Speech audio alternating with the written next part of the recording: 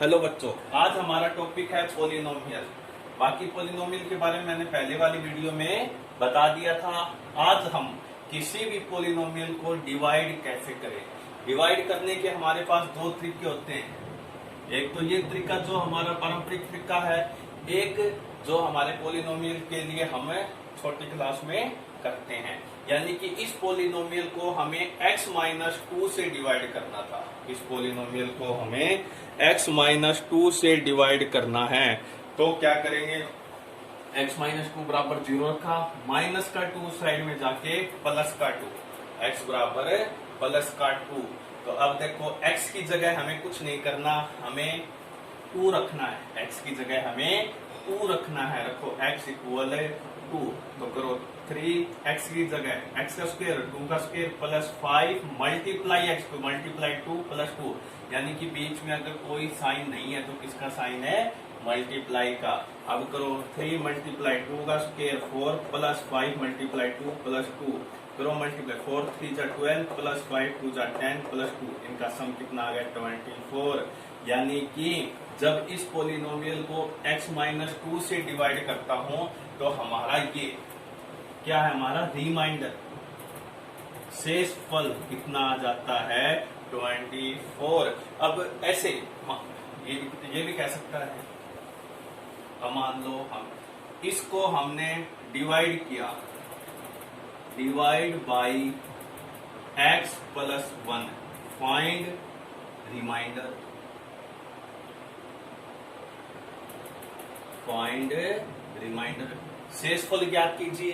कुछ नहीं करना, किससे डिवाइड करना है, x प्लस 1 से। इसको किसके बराबर रखूंगा, 0 के। प्लस का 1 उस साइड में जाके माइनस, प्लस का 1 उस साइड में जाके माइनस। तो x इक्वल कितना हो गया, -1। अब ये x की वैल्यू वहां रखूंगा, रखो p।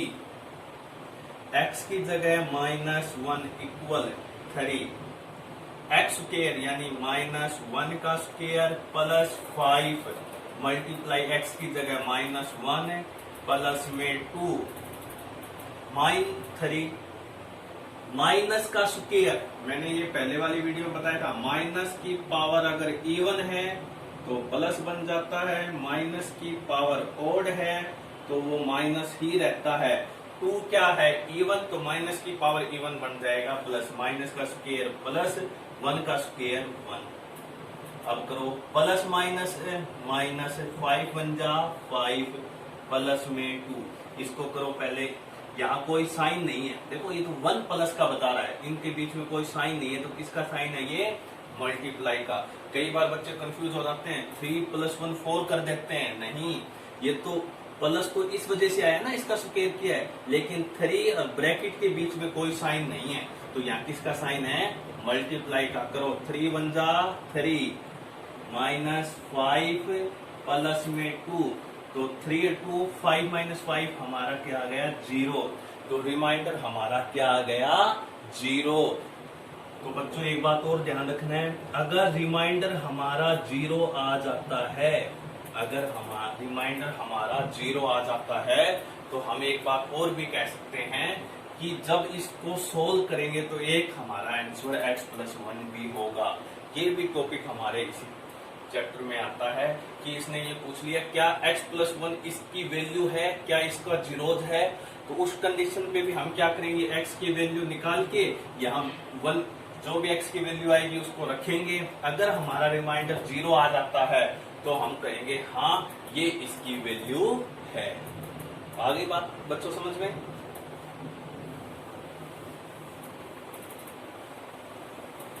अब सिंपल संख्या दे दी हमें, px दे दिया 3x plus 5, find the zeros.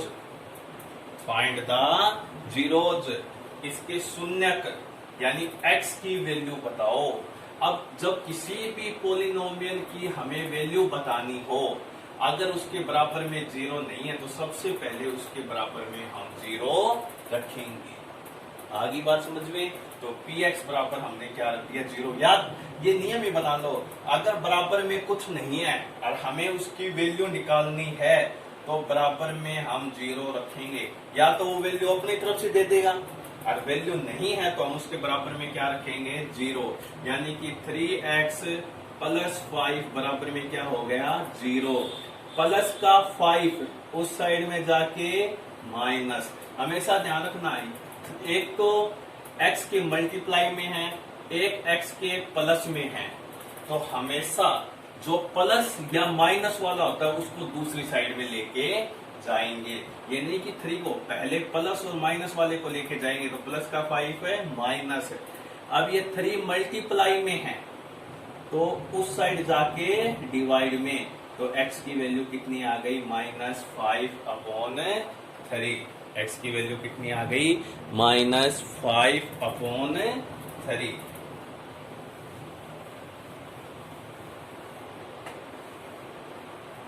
अब बात आती है किसी भी पोलिनोमियल की डिग्री क्या होती है। किसी भी पोलिनोमियल की डिग्री क्या होती है, हम लिख लेते हैं पोलिनोमियल। मैं 2-3 प्रकार के लिख लेता हूं। मैंने लिख लिया जैसे 3x + 5, इसको हमने सोल्व किया।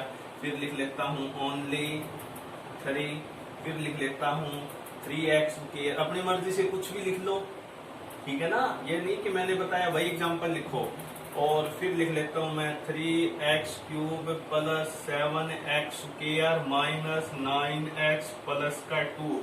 यहाँ हमें इनकी डिग्री देखनी है, तो डिग्री देखने के लिए हम बड़ी से बड़ी पावर देखेंगे।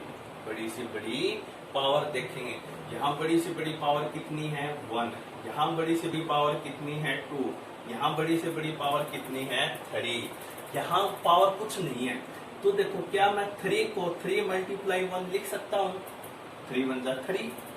और अब ध्यान रखना, क्या मैं इसको ये भी लिख सकता हूँ 3x की पावर 0, यहाँ बड़ी से बड़ी पावर क्या है 0। अब कई सोचेंगे ऐसे क्यों लिख दिया, क्योंकि मैंने पीछे एक वीडियो में बताया था, अगर आप कंटिन्यू देख रहे हो, और कि किसी भी संख्या की पावर अगर 0 हो, किसी भी संख्या की पावर अगर 0 हो तो वो 1 के इक्वल होता है। तो 3x की पावर 0, x की पावर 0 1 के इक्वल है, तो 3 × 1 3 सेम आ गया।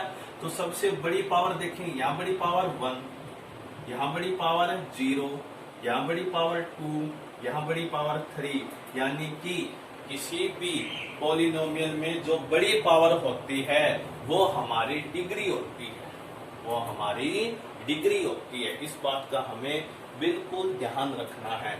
कोई पूछ ले भाई ये पॉलिनोमियल दे दिया, ठीक है ना, कोई पॉलिनोमियल दे दिया, मान लो ये दे दिया 7x⁵ + 1, ये भी तो पॉलिनोमियल है। तो यहाँ बड़ी से बड़ी पावर कितनी है 5, तो उसकी डिग्री भी कितनी हो गई 5। अब किसी पॉलिनोमियल को देख के हमें पता लगाना कि वो, यानी किसी भी इक्वेशन को देख के हमें पता लगाना कि वो पॉलिनोमियल है या नहीं है। तो मैं 3-4 प्रकार आपके पास लिख देता हूँ किस प्रकार हो सकते हैं। मान लो हमारे पास सबसे पहले तो आ गया 3x² + 5, 5x - 9/2, कुछ भी लिख लो। सेकंड हमने लिख लिया 3x की पावर 2 अपॉन में 5/x -7। 3 हमने लिख लिया 3x की पावर -2 + 5x -7 लिख लिया। या फोर्थ हमने लिख लिया 3x² + 5x प्लस में √(x). आगे बात समझ में, हमें पता करना है कि इसमें कौन पॉलिनोमियल है और कौन पॉलिनोमियल नहीं है। तो बच्चों इसमें हम सबसे पहले जो हमारा वेरिएबल होता है उसकी पावर देखेंगे, यानी हम जो x की है वो पावर देखेंगे। अब x की एक नहीं सभी पावर देखेंगे, और जो x की वैल्यू होती है वो डिनोमिनेटर की जगह नहीं होनी चाहिए, न्यूमिनेटर की जगह होनी चाहिए, यानी हर की जगह, यानी कि जो x की पावर है वो नीचे नहीं होनी चाहिए बल्कि ऊपर होनी चाहिए। आगे बात समझ में, अगर पावर नीचे है तो हम उसको नहीं मानेंगे। तो यहाँ देखेंगे x की पावर 2 है, x की पावर 1 है। यहाँ देखेंगे भाई x की पावर ये तो 2 है लेकिन एक x नीचे है, नीचे कितनी है 1, नीचे वाले को हम नहीं मानते, इसको हम कहा लेके जाएंगे, ऊपर लेके जाएंगे, लेके जाओ 3x के लिए तो सेम है प्लस 5, x की पावर 1 नीचे है, ऊपर जाके x की पावर -1 -7, यहाँ बिल्कुल सही है, सभी पावर ऊपर है, यहाँ भी x सभी ऊपर है। अब देखो अगर x की पावर, अब ध्यान रखना, x की पावर अगर 0 1 2 3 ऐसे चल रहा है तो वो पॉलिनोमियल है, अदरवाइज नहीं है। यहाँ x की पावर 2 और 1 है तो इसका मतलब ये पॉलिनोमियल है। यहाँ x की पावर 2 तो है लेकिन एक पावर माइनस में आ गई, नीचे नहीं देखना, याद रखना, ठीक है ना। अगर नीचे माइनस है तो ऊपर जाके प्लस, हमें तो ऊपर वाली वैल्यू देखना है, मैं वो भी एग्जांपल दे दूंगा। माइनस में आ गई तो ये पॉलिनोमियल नहीं है। यही बात यहाँ हो गई, ये पावर तो प्लस में है लेकिन ये पावर किस में आ गई, माइनस, तो ये पॉलिनोमियल नहीं है। ये पावर प्लस में है, ये पावर 1 भी प्लस में है, ये x ऊपर है लेकिन ये किस में आ गया, वर्गमूल में। यानी जो x की पावर होती है वो कंप्लीट होनी चाहिए, 0 1 2 3, ये नहीं 0 1/2 आ जाए, 2/3 आ जाए, वो पावर नहीं मानी जाएगी। तो इसका मतलब ये भी पॉलिनोमियल नहीं है। एक एग्जांपल और ले लेता हूं मैं, जैसे ये दे दिया 2x² प्लस 3 में x की पावर -1 प्लस 7। अभी तक इसका फैसला हम नहीं करेंगे, क्यों? क्योंकि एक x नीचे है। अब ये -1 पावर ऊपर जाके +1 प्लस 7, तो आप देखेंगे दोनों पावर प्लस में है और पूर्ण संख्या है, ये नहीं है। जैसे 1 और 2 पूर्ण संख्या, ये नहीं है 1.5 हो गया 2.5 हो गया, नहीं। तो इसका मतलब ये पॉलिनोमियल है। बच्चों आप सेकंड चैप्टर करना घर से, 9th क्लास में सेकंड है, 8th क्लास में भी है, 7th क्लास में भी है, सभी नोट्स बना के और भेजना। धन्यवाद बच्चों।